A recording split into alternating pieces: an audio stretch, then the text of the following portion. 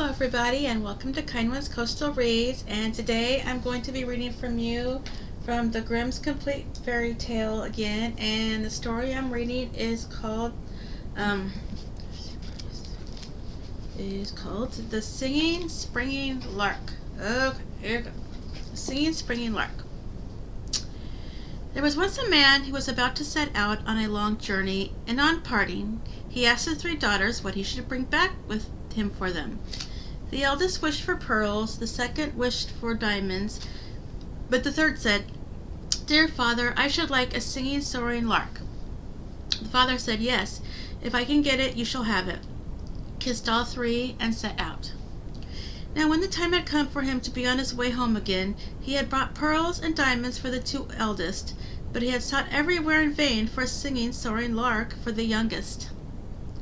And he was very unhappy about it, for she was his favorite child. Then his road lay through a forest, and in the middle of it was a splendid castle, and near the castle stood a tree, but quite on the top of the tree he saw a singing, soaring lark. "Aha, you've come just at the right moment," he said, quite delighted, and called to a servant to climb up and catch the little creature. But as he approached the tree, a lion leapt from beneath it, shook himself, and roared till the leaves on the trees trembled. "He who tries to steal my singing, soaring lark," he cried, "I will devour." Then the man said, "I did not know that the bird belonged to you. I will make amends for the wrong I have done, and ransom myself with a large sum of money. Only spare my life." The lion said, "Nothing can save you unless you will promise to give me for my own what first meets you on your return home. And if you will do that, I will grant you your life, and you shall have the bird for your daughter into the bargain." But the man hesitated and said, "That might be my youngest daughter. She loves me best and always runs to meet me on my return home."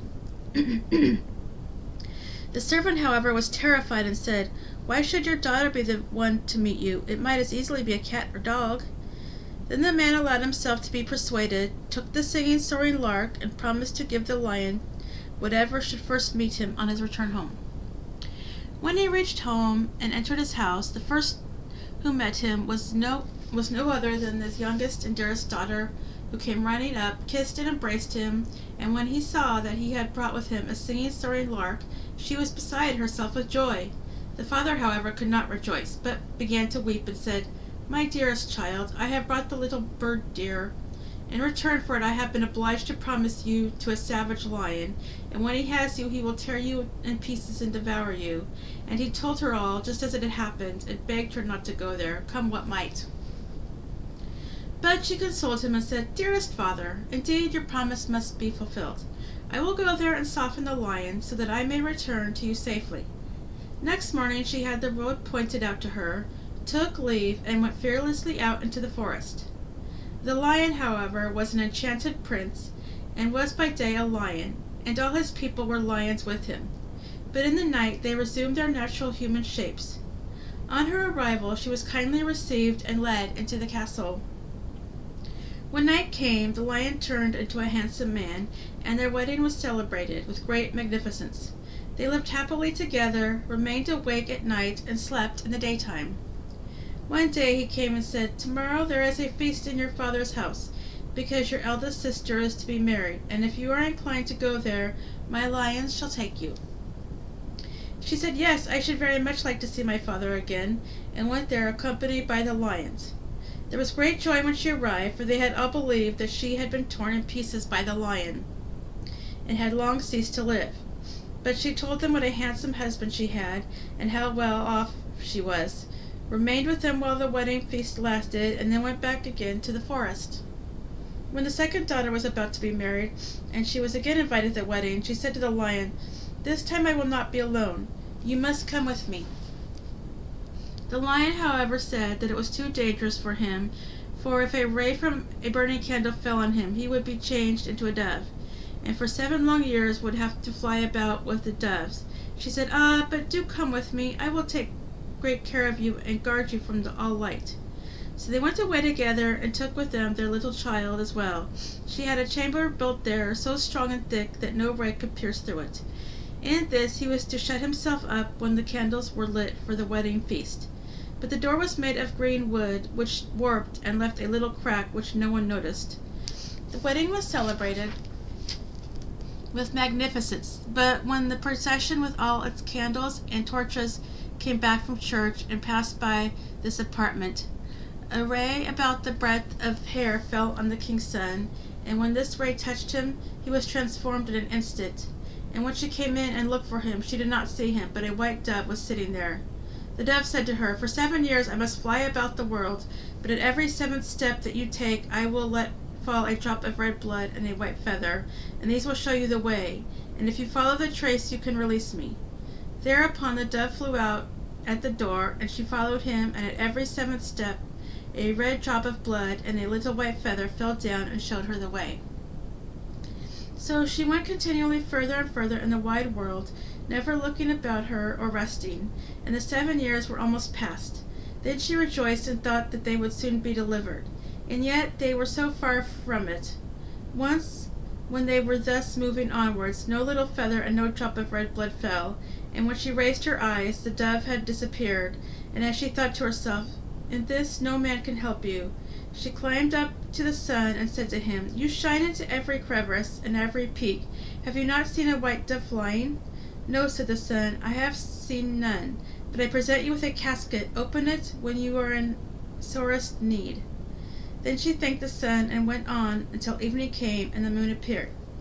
She then asked her, "You shine the whole night through, and on every field and forest have you not seen a white dove flying?" "No," said the moon, "I have seen no dove, but here I give you an egg. Break it when you are in great need." She thanked the moon and went on until the night wind came up and blew on her. Then she said to it, "You blow every tree and under every leaf. Have you not seen a white dove flying?" "No," said the night wind, "I have seen none, but I will ask the 3 other winds. Perhaps they have seen it." The east wind and the west wind came and had seen nothing, but the south wind said, "I have seen the white dove. It has flown to the Red Sea, where it has become a lion again. For the 7 years are over, and the lion is there fighting with a dragon. The dragon, however, is an enchanted princess." The night wind then said to her, "I will advise you to go to the Red Sea. On the right bank are some tall reeds. Count them. Break off the 11th and strike the dragon with it. Then the lion will be able to subdue it, and both will then regain their human form. After that, look round, and you will see the griffin which is by the Red Sea. Swing yourself with your beloved onto its back, and the bird will carry you over the sea to your own home. Here is a net for you, and when you are above the center of the sea, let the net fall. It will immediately shoot up, and a tall nut tree will grow out of the water, on which the griffin may rest. For if he cannot rest, he will not be strong enough to carry you across. And if you forget to throw down the nets, he will let you fall into the sea." Then she went there and found everything as the night wind had said. She counted the reeds by the sea and cut off the 11th, struck the dragon with it. Thereupon the lion overcame it, and immediately took both of them, regained their human shapes. But when the princess who had before been the dragon was delivered from enchantment, she took the youth by the arm, seated herself on the griffin, and carried him off with her. There stood the poor maiden who had wandered so far and was again forsaken. She sat down and cried, but at last she took courage and said, "Still, I will go as far as the wind blows, and as long as the cock crows, until I find him." And she went forth by long, long roads, until at last she came to the castle where both of them were living together. There she heard that soon a feast was to be held, in which they would celebrate their wedding. But she said, "God still helps me," and opened the casket that the sun had given her. A dress lay inside, as brilliant as the sun itself. So she took it out and put it on, and went up into the castle, and everyone, even the bride herself, looked at her with astonishment. The dress pleased the bride so well that she thought it might do for her wedding dress, and asked if it was for sale. "Not for money or land," answered she, "but for flesh and blood." The bride asked her what she meant by that, so she said, "Let me sleep a night in the chamber where the bridegroom sleeps." The bride would not, yet wanted very much to have the dress. At last she consented, but the page was to give the prince a sleeping potion. When it was night, therefore, and the youth was already asleep, she was led into the chamber. She seated herself on the bed and said, "I have followed after you for 7 years. I have been to the sun and moon and the 4 winds, and have inquired for you, and have helped you against the dragon. Will you then quite forget me?" But the prince slept so soundly that it only seemed to him as if the wind were whistling outside in the fir trees. When day broke, she was led out again, and had to give up the golden dress. And as even that had been of no avail, she was sad, went out into a meadow, sat down there, and wept. While she was sitting there, she thought of the egg which the moon had given her. She opened it, and there came out a clucking hen with 12 chickens, all of gold, and they ran about chirping and crept under the old hen's wings. Nothing more beautiful was ever seen in the world. Then she arose and drove them through the meadow before her, until the bride looked out of the window. The little chickens pleased her so much that she immediately came down and asked if they were for sale. Not for money or land, but for flesh and blood. Let me sleep another night in the chamber where the bridegroom sleeps. The bride said yes, intending to cheat her as on the former evening, but when the prince went to bed, he asked the page what the murmuring and rustling in the night had been. At this the page told all, that he had been forced to give him a sleeping potion because a poor girl had slept secretly in the chamber, and that he was to give him another that night. The prince said, "Pour out the potion by the bedside." At night she was again let in, and when she began to relate how ill all had fared with her, he immediately recognized his beloved wife by her voice, sprang up, and cried, "Now I really am released. I have been as it were in a dream, for the strange princess has bewitched me, so that I have been compelled to forget you. But God has delivered me from the spell at the right time." Then they both left the castle secretly in the night, for they feared the father of the princess, who was a sorcerer, and they seated themselves on the griffin which bore them across the Red Sea. And when they were in the middle of it, she let the nut fall. Immediately a tall nut tree grew up, on which the bird rested, and then carried them home, where they found their child, who had grown tall and beautiful, and they lived happily until their death.